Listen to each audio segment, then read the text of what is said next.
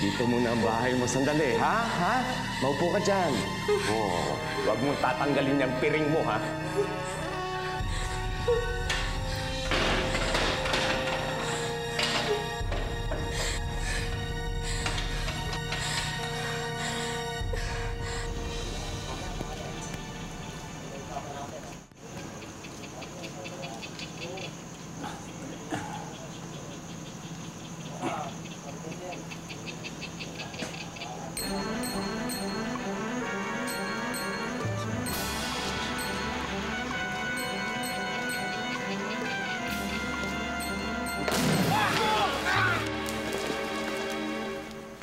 Ano ba na naman Subukan mo tanggalin ang piring mo at puputulan kita ng paa, ha?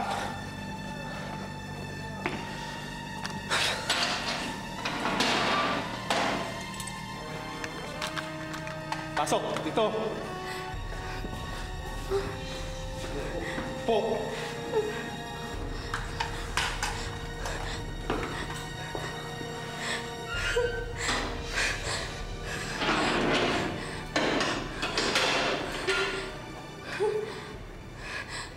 Bakit? Sino ka? Carlito?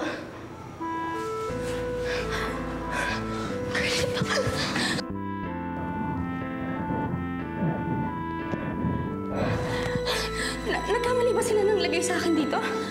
Hindi. Naglalaroan nila tayo. Sabi sa akin ni Ate Amanda,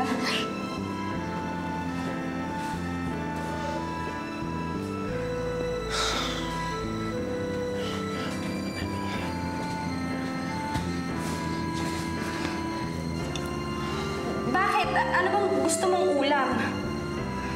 Bakit naman napunta din yung pinag-uusapan natin? Eh, di ba yun ang gusto mong malaman? Di naman yun yung tinatanong ko eh. Well, Prasanta, it's already confirmed. Julius Alegre is the instigator of all the bombings itong nakaraang mga linggo. Intelligence has confirmed and counter-checked that. He's the one all right. Alam mo, hindi imposible na kasali tayo sa listahan nilang i-assassinate. Definitely. So what did I do? Kinounter ko naman ang shoot-to-kill order. Alam mo, Gonzalo, kung ako ikaw, I won't trust Ernestina so much. Yan si Ernestina is not to be trusted. Marunong ka pa bang sumayaw? Magaling ako sa cha-cha. Namimiss ko na yung pagsasayaw natin. Marunong mo para sailing. Di ba pumunta tayo sa Batangas? Baguio nga pilalo natin dapat eh. Ernestina? Oh. You see, Prasanta, the mere fact na tinalikuran niya si Julius, in spite of everything, well, instinctively sa akin, very, very telltale yun eh. That I think I can trust her. Yeah, I can trust her. Bakit? Nakakasiguro ka ba? Natututukan mo ba siya araw-araw? Talino niyo talaga. Ang bilis mo naman. Bakit? Malapit ng ba impyerno? Magpasalamat ka, pinagsama ko kayong dalawa. Para madaling mamonitor at mabantayan. Wow, how smart. Grabe. Vergara? Ihiwalay mo yung lalaki.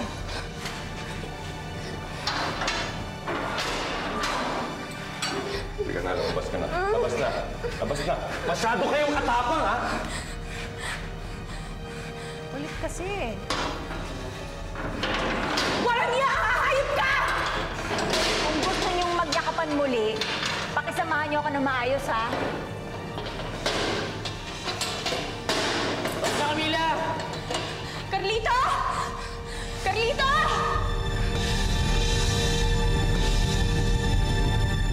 Kung mawawala ka, di na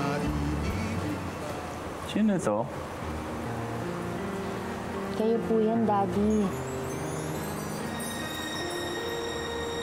Anong pangalan niya? Leandro Montemayor po. Daddy, kayo po yan, yung governor pa po kayo. Tapos, ito naman po, na naging presidente na kayo.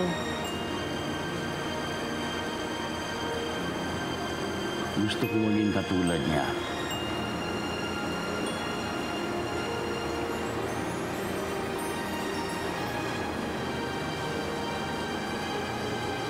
Bakit ka umiiyak?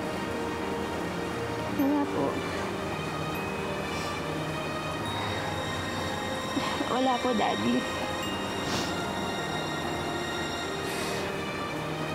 Mabuti pa kayo, wala kayong alam.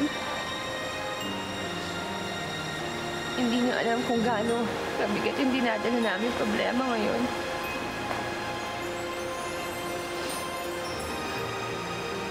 Saan ninyo dinala ang apo ko? Nailipat lang sa mas magandang selda. Hindi nyo man lang ako pinasabihan? You're the head of civilian populace. Bakit mo pinababayaang manaig ang military interest? Romina, hindi ba yun din ang gawain mo nung ikaw ay nasa pwesto? No. Nagkakamali ka dyan. Nung ako ang nasa pwesto, walang detainee na nahatulan ng bitay. Wala ngang nahatulan na bitay dahil sinasalvage na lang. Alam mo, pakinggan mo ang sasabihin ko sa iyo. Yung ginawa sa akin ni Gonzalo, malapit na niyang gawin sa iyo. Well, titignan natin. Pakatandaan mo yan. Okay.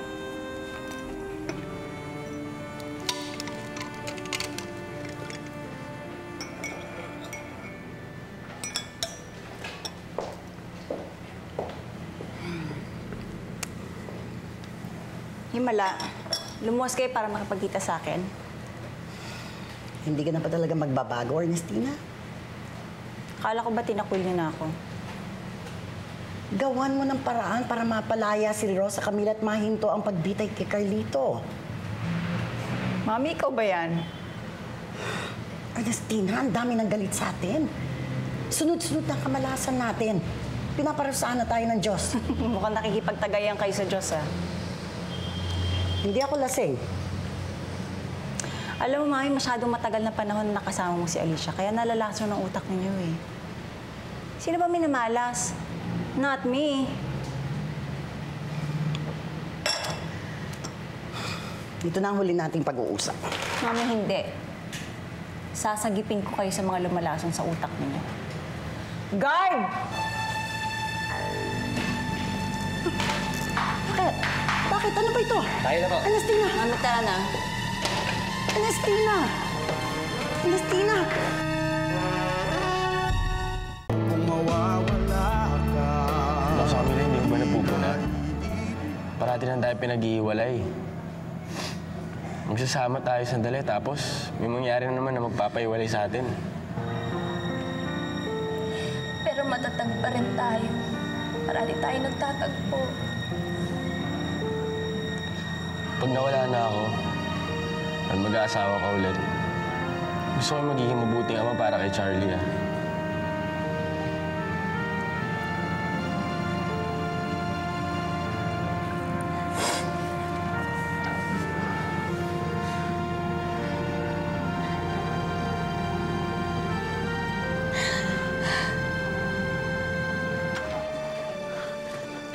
Bakit ako nandito? Ano gagawin ko dito, Ernestina, sa loob ng kampo? Mami, dito ka lang kasi hindi ka ligtas sa labas. Wala akong kaaway. Anong wala? Eh, binabato nga yung bahay ninyo sa San Dionisio. Galit na galit yung mga tao sa nangyari kay Carlito, hindi ba? Ayoko rito. Hindi ako tatagal rito, Ernestina. Doon ako sa San Dionisio. Mami, magkakampi tayo, ha? Para sa kapakanan mo to. Hindi mo na ako kakampi. Hindi mo nga kaya sarili mo, eh. Kaya ko sarili ko. Mami, makinig ka na lang sa akin, pwede? Ernestina! Ernestina! Ernestina! Palabasin niyo ako dito! Huwag mo ako ikulong dito! Magpapakasal kayo dito? Eh, Lola, ito naman yung noon pa man namin plano, eh. Kahit tayo-tayo lang. Sabagay, siguro papayag sila kung kayo-kayo lang. Kayong dalawa, isang pare, taka dalawang witness. Hindi ba pwedeng buong pamilya natin ang nandito kahit wala na yung kamag-anak? Makakausap si Gonzalo tungkol dyan.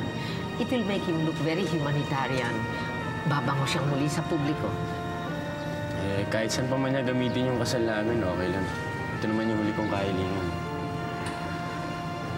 Buksan niyo ito! Buksan niyo ito! Hindi ako tatagal dito, Ernestina! Palabasin mo ako! Anak! Anak!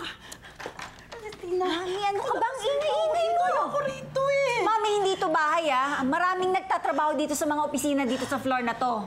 Ano bang gusto nyo? Alak? Ayan oh! Gusto ko rin sanang umuwi. Hindi ka na makakauwi.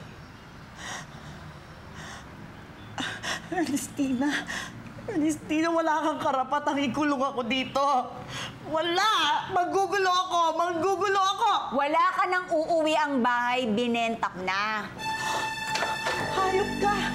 Hayop ka! Huwag mo ako lukuhin ng ganito! Huwag mo kang magbibiro ng ganito, Ernestina! Kung mawawala ka. Anong malabong sinasabi mo?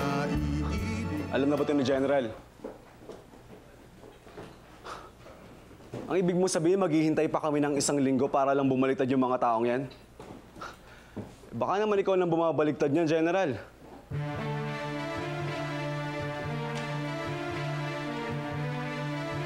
Marami sa underground ang pinapatay sa death squad ni Gonzalo. Hindi na kami makapaghihintay. Handa na yung mga sundalong pumanik kay Alegre. Bahala na lang kami sa sarili namin. Na-identify na namin yung mga soft targets na pwedeng bombahin. Teka, ano na ba ang status? Tulad pa rin ng dati.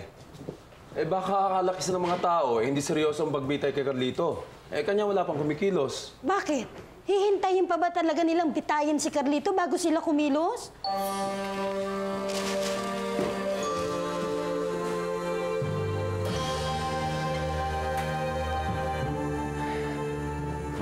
Loverboy! Gising na! Bakit? Ano naman balak niyo? Goodbye! Sino nagutos sa sama ko? Hello, sino mo kay Charlie Mahal ko siya? Carlito! Ano? Carlito!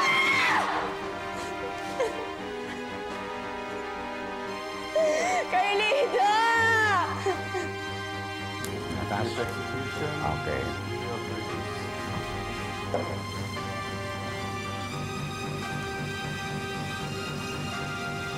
Mr. Carlito Valiente, right in front of me are 2 documents, 2 dokumento. Itong nasa kanan ay ang decree na nag-order na ikaw ay ibibitay. And the other document to my left. Ito ang dokumento na magpapalaya sa iyo kung pipirmahan mo lang. Among other things, nakasaad rito na simula ngayon, hindi ka nagagawa ng ano paman para guluhin at isabotahe ang gobyerno. You sign this and you are free. Kailan mo pwede pagkatiwalaan? Well,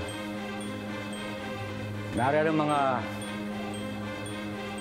recorder na TV, newspaper people, and other witnesses na magpapatunay kung ano na pagkasunduan natin at lahat ng naganap dito, mga testigo. Mga testigo hawak mo. Okay? I can remove all the witnesses. Do not record this anymore, ha? Patayin mo yan. Do not record this. All witnesses out, please. Okay. Palisin ko sila, I understand. To avoid you the embarrassment sa pagpirma mo, no more witnesses.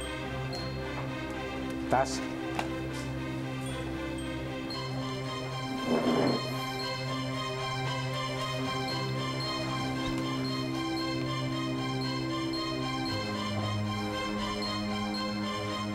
Palalayan niyo rin ba si Rosa Camila? Good.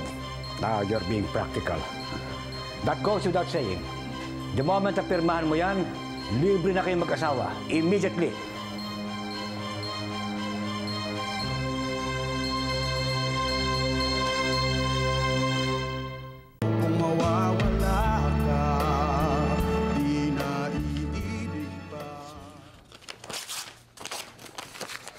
Bahala ka, mamatay ka. Thus, my pen.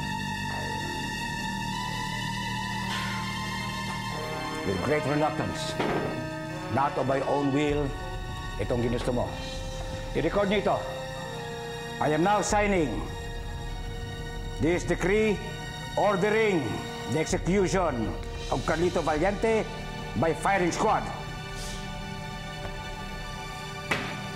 In the meantime, sige, dalhin niyo sa kay Rosa Camilla. Spend the time together because in the next 32 hours, Taas City, this becomes effective. Sige, labas tayo. Bahala kayo, hindi nyo makakatay!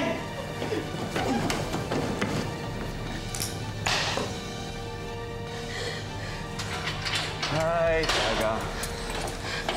Buenas ka pa. Carlito. Okay, sama kayo. Ano ginawa nila sa'yo? Gusto nila ako bumaligtad. Hindi ako pumayag. Bakit? Ito na yata huli natin sandali, Rosa Camila. Kailan nila tinakda? After 32 hours. Bukas, makalawa. Wala na bang pag-asa?